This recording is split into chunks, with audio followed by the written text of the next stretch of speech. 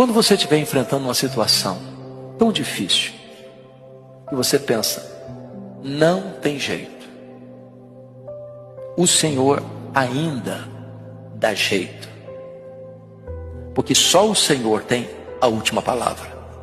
A oração muda circunstâncias impossíveis, humanamente irremediáveis e irreversíveis. Quando você ora, Deus é poderoso para trazer um livramento que nunca, jamais poderia ser feito pelo braço da carne.